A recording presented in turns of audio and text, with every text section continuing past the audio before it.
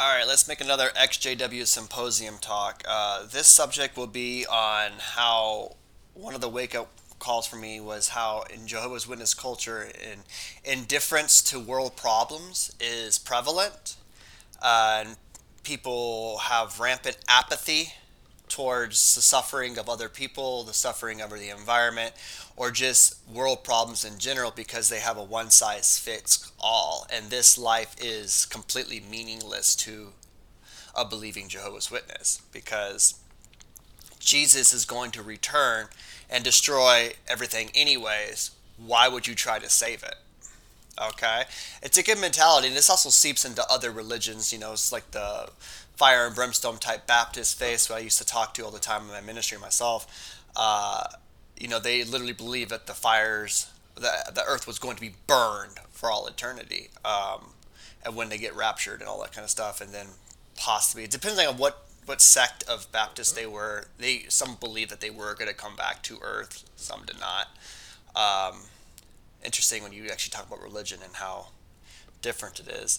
And it's only like the high control group cults like witnesses where everyone kind of believes the same thing for the most part. And they actually brag about this, about the brainwashing. But so myself personally, I've always been really interested in helping things, and helping the planet and different things like that. Granted, that might be from immense indoctrination as being raised in California as a millennial. Um, I remember showing my boyfriend episodes of what I watched in third grade of Recycle Rex. So recycle, reduce, reuse, and close the loop. So you should look up Recycle Rex and see what I had to watch when I was in elementary school. And they always had like these people that were like washing one sock in the laundry machine and all this other stuff. Now, granted, environmentalism has got really politicized, and most of it now is propaganda, unfortunately, in the mainstream.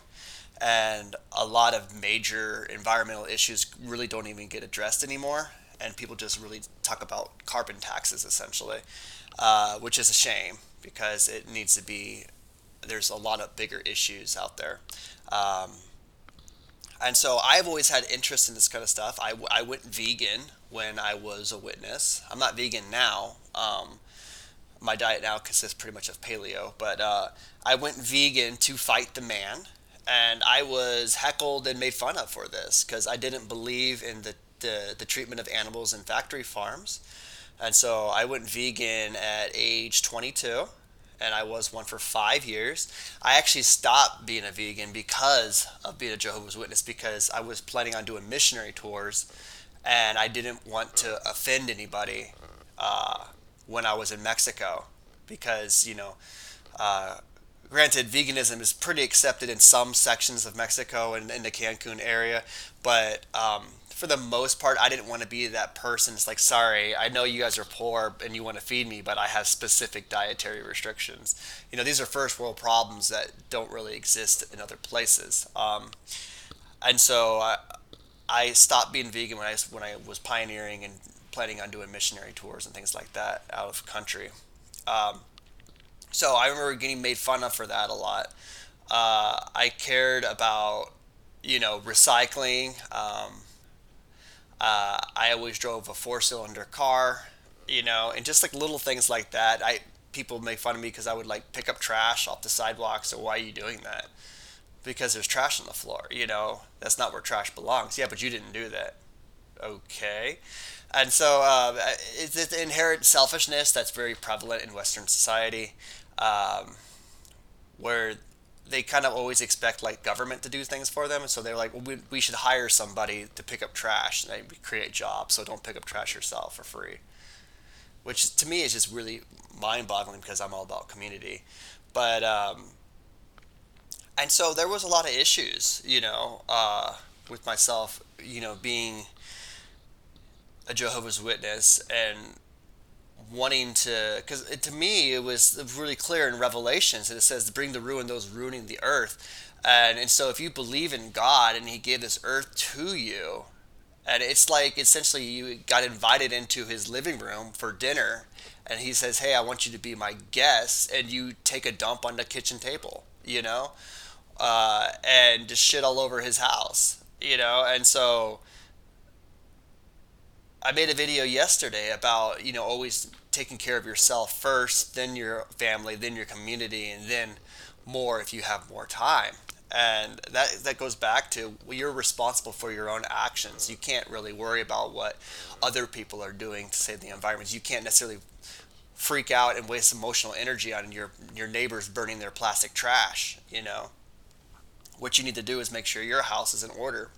And so I always, when I was vegan, I wore vegan clothes. I didn't wear wool.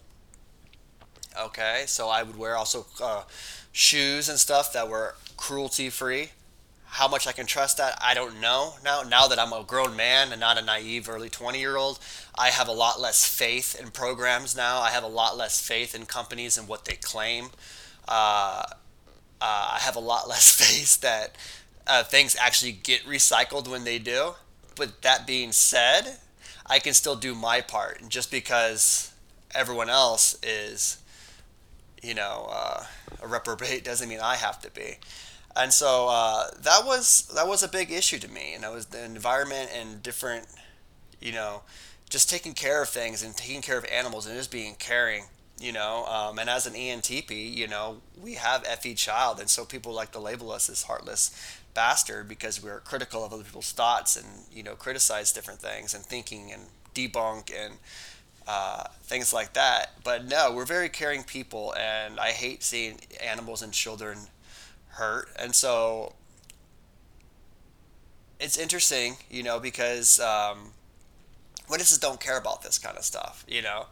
Do you think they give two thoughts that, hey, we're promoting Apple so much, but Apple literally is made in China with children in factory farm, sorry, and in factories where they have literally suicide nets and things like that? No, witnesses don't care about that stuff because Jehovah's going to take care of it eventually.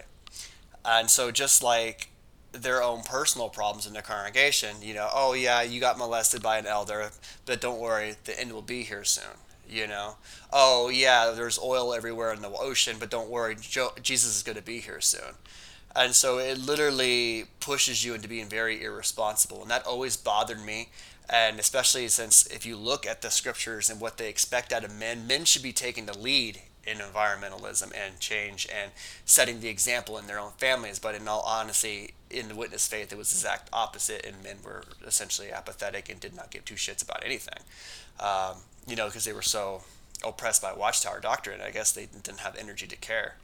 Uh, but yeah, those are my thoughts for this morning about a little bit of symposium of what we up.